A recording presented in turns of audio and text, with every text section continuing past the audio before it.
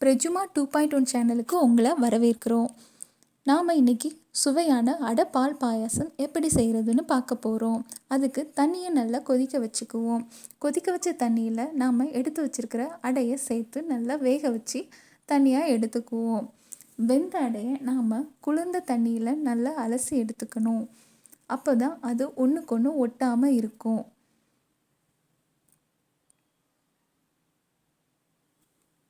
அடை வெந்துருச்சான்னு நாம் கையில் எடுத்து பார்த்தாலே நமக்கு தெரிஞ்சிடும்.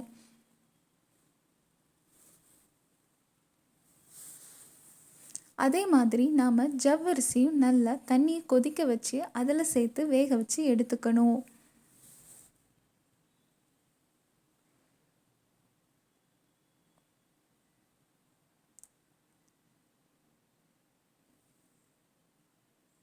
ஜவ்வரிசி நல்லா வெந்ததுக்கப்புறம் நாம் வேக வச்சு எடுத்துருக்கிற அடையையும் ஜவ்வரிசியும் ஒன்றா சேர்த்து கிளறி விட்டுக்கணும்.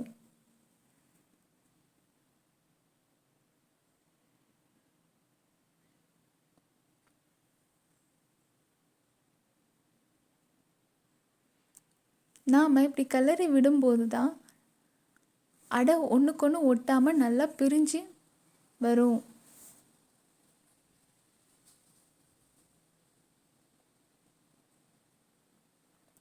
நல்லா கிளறி விட்டதுக்கப்புறம் நாம் 2 ஏலக்காவை இது கூட சேர்த்துக்குவோம். ஏலக்காய் சேர்க்குறப்போ பாயாசம் நல்ல ஒரு மணமாக இருக்கும்.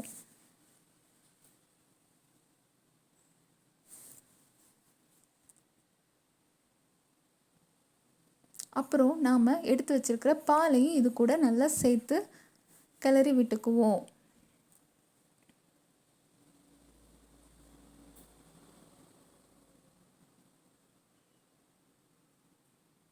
அப்பப்போ நாம் கிளறி விட்டுக்கிட்டே இருக்கணும் இந்த பாயாசத்தை, இல்லாட்டி அதை அடி பிடிச்சிக்கும். அடி பிடிச்சிக்காமல் இருக்கிறதுக்காண்டி நாம் அப்பப்போ கிளறி விட்டுக்கிட்டே இருக்கணும். இப்போது இது கொஞ்சம் கொதி வந்த பிறகு நாம் இதுக்கு தேவையான அளவு இனிப்பு சேர்த்துக்கணும். நாம் இன்றைக்கி இதில் சீனி தான் சேர்த்துக்கிறோம். இப்போ இது கொஞ்சம் கொதி வந்துருச்சு. கொதி வந்த உடனே கொஞ்சம் அப்பப்போ கிளறி விட்டுக்கணும்.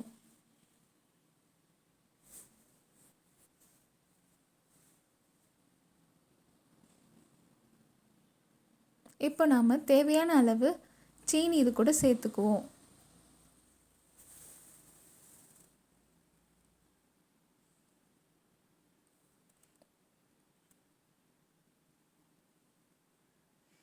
சீனி சேர்த்து கொஞ்சம் அதை கிண்டி விட்டுக்குவோம். இப்போ பாயசத்துக்கு தேவையான முந்திரியும் உலர்ந்த திராட்சையும் நெய்யில் வறுத்து எடுத்துக்குவோம். அதுக்கு நாம் ஒரு பாத்திரத்தில் நெய் ஊற்றி சூடு பண்ணிக்குவோம். நெய் சூடான பிறகு நாம் எடுத்து வச்சுருக்கிற உலர்ந்த திராட்சையும் முந்திரியும் சேர்த்து நல்லா வறுத்து எடுத்துக்குவோம். நல்லா அந்த உலர்ந்த திராட்சை ப்ரௌன் கலரில் வந்த பிறகு நாம் அடுப்பை அணைச்சிட்டு பாயசத்தில் சேர்த்துக்குவோம். பாயசத்தில் சேர்த்த பிறகு நாம் இதை ஒரு தடவை கொஞ்சம் நல்லா கிண்டி கொடுத்துக்குவோம். அடுப்பை நம்ம வறுத்து வச்சுருக்கிற இந்த நெய்யில் வறுத்து வச்சுருக்கிற முந்திரி உலர்ந்த திராட்சையும் சேர்த்த பிறகு அடுப்பை நம்ம சிம்மில் வச்சுக்குவோம். கொஞ்சம் தீயை நாம் குறைச்சிக்குவோம்.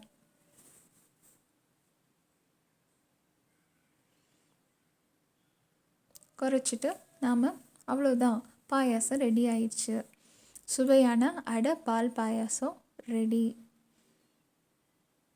இப்போ நீங்கள் இதை உங்களுக்கு பிடிச்சவங்களுக்கு கொடுத்து சாப்பிடலாம். நீங்களும் இதை வீட்டில் செஞ்சு பார்த்துட்டு எனக்கு எப்படி இருக்குன்னு கமெண்ட் பண்ணுங்கள். சுவையான அடை பால் பாயாசம் ரெடி. கண்டிப்பாக ட்ரை பண்ணி பாருங்கள். எப்படி இருக்குன்னு கமெண்டில் மறக்காமல் சொல்லுங்கள். பக்கத்தில் இருக்க பெல் ஐக்கானை கிளிக் பண்ணிக்கோங்க. அப்போ தான் இது போல் நிறைய வீடியோ உங்களுக்கு உடனுக்குடனே வரும்.